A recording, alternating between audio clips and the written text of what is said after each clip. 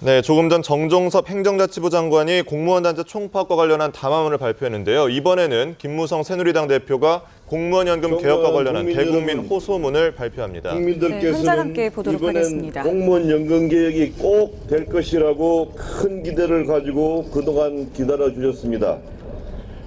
하지만 특위가 약속한 5월 2일의 시한을 9일 남겨놓은 지금까지도 공무원 연금 개혁이 제자리 걸음을 하고 있는 데 대해 저는 여당 대표로서 죄송한 마음 금할 수 없고 무거운 책임감을 느끼며 국민 여러분과 새정치민주연합 문재인 대표를 포함한 지도부에게 호소하고자 새누리당 의원들과 함께 오늘 이 자리에 섰습니다.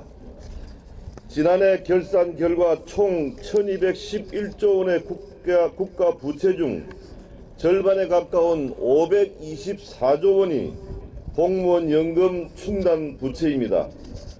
그 액수는 해마다 큰 폭으로 증가하고 있습니다. 공무원 연금 적자는 1993년부터 시작이 되었습니다. 적자를 메우기 위해 한 해에 쏟아붓는 국민 세금이 올해 3조, 내년에는 3조 7천억 원이나 됩니다. 올해는 매일 80억 원, 내년에는 매일 100억 원의 국민 세금이 공무원 연금 적자를 메우는 데 들어가야만 합니다. 이 금액이 5년 후에는 매일 200억 원, 10년 후에는 매일 300억 원으로 기하급수적으로 늘게 됩니다.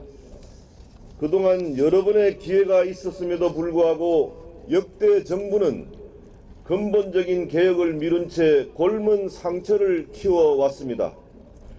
그 결과 우리는 오늘 같은 고통스러운 상황에 직면하고 있습니다. 공무원 연금 개혁은 더 이상 늦출 수 없는 시대적 과제입니다.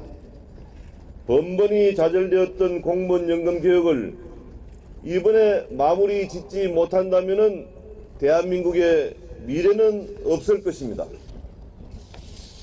문재인 대표를 비롯한 야당 지도부에 말씀드립니다. 공무원 연금 개혁의 필요성이 본격적으로 논의된 것은 벌써 지난해 초입니다. 새누리당에서는 특위를 만들어서 논의했습니다. 공무원 노조를 비롯한 단체에서도 이미 1년 이상 공무원 연금 개혁을 반대하는 목소리를 내왔습니다.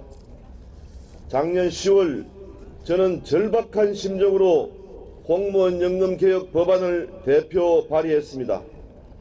6년 전인 2009년 개혁 시에도 검토했지만은 관찰하지 못했던 개혁안 중 가장 합리적인 안을 바탕으로 마련한 개혁안이었습니다. 158명의 새누리당 의원 전원이 서명하였습니다. 이 법안은 작년 정기국회 중에 마무리되지 못했습니다. 지난해 12월 23일 공무원 단체의 의견을 수렴해야 한다는 제안을 받아들여서 공무원 단체를 포함한 국민 대타협기구를 구성했습니다. 국민 대타협기구는 지난 3월 28일까지 90일간 활동했지만은 공무원 단체는 결국 개혁안을 제출하지 않았습니다.